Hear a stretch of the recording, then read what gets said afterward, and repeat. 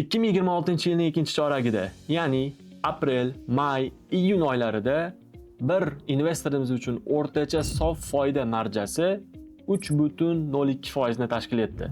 Biz bu foydaga yetib kelishlik uchun jamoamiz bilan umumiy 16,2 milliard so'mlik tovarlarni sotib oldik. Keyin bu tovarlarni biz savdoyimizga yo'naltirdik va umumiy 18,5 milliard so'mlik savdo qildik. Ikkinchi chorak davomida yalpi foydamiz, ya'ni umumiy daromaddan umumiy tannarxni ayirganda 2,3 milliard so'mga teng bo'ldi. Bu degani yalpi foyda kompaniya uchun 12,7% ni tashkil qildi.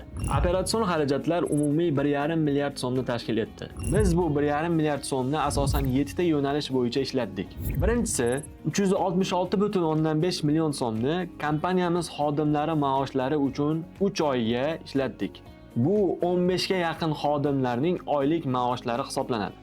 Ikkinchisi IT xizmatlar, ya'ni kod yozish, server, testlash xizmatlari uchun 208 million so'm ishlatdik.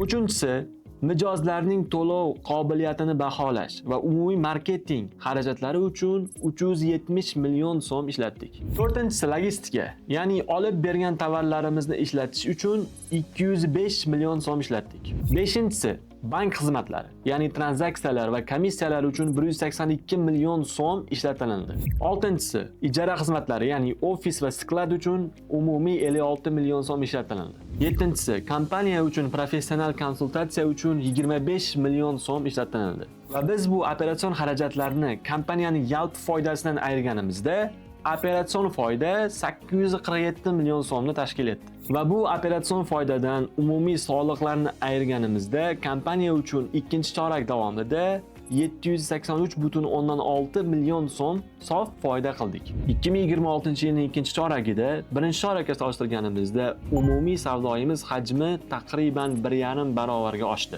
Va shu bilan birga ikkinchi chorakda kompaniyamiz uchun tikilgan kapital 32 milliard so'mdan oshdi. Bu raqam birinchi chorakda 20 milliard so'm atrofida edi. Albatta bu xalqimizning bizning kompaniyamizga bo'lgan qiziqishi ortib borayotganini ko'rsatadi. Ikkinchi chorak davomida birinchi chorakka solishtirganda sof foyda marjamiz kamroq chiqdi. Buning asosiy sababi ikkinchi chorak davomida kompaniyamiz uchun operatsion xarajatlar biroz oshdi va qo'shimchasiga olib bergan tovarlarimizning tannarxi ham oshdi va bu biz uchun kelayotgan sof foydani kamaytirdi. Shu sababli aprel va may oylarida o'rtacha sof foyda 0,5-0,55% atrofida bo'ldi. Iyun oyiga kelib, o'rtacha foydamiz taqriban 2% ga chiqdi. Biz bu uchun iyun oyidan boshlab savdoyimizni kengaytirdik va xarajatlarimizni qisqartirdik. Va bundan bu yog'iga keyingi choraklarning har bir oyida investorlarimiz uchun o'rtacha 2% dan yuqoriroq bo'lgan sof foydani keltirib chiqarish uchun harakat qilamiz. Bu uchun asosan savdoyimiz ko'lamini oshiramiz, sotayotgan mahsulotlarimiz uchun kattaroq marja qo'yamiz va operatsion xarajatlarimizni yana ham qisqartiramiz. Misol uchun kompaniyamizning operatsion xarajatlari aprel va may oyida o'rtacha 550 million so'mni tashkil etgan bo'lsa, iyun oyiga kelib biz buni 415 million so'm atrofiga tushirdik. Ikkinchi chorak natijalari bo'yicha yana ham chuqurroq ma'lumotlarni yopiq investorlar guruhlarimizda taqdim etamiz. Siz u yerda kompaniyaning umumiy daromadi, chiqimlari va sof foydasini hisob-kitobini to'liqroq ko'rishligingiz mumkin.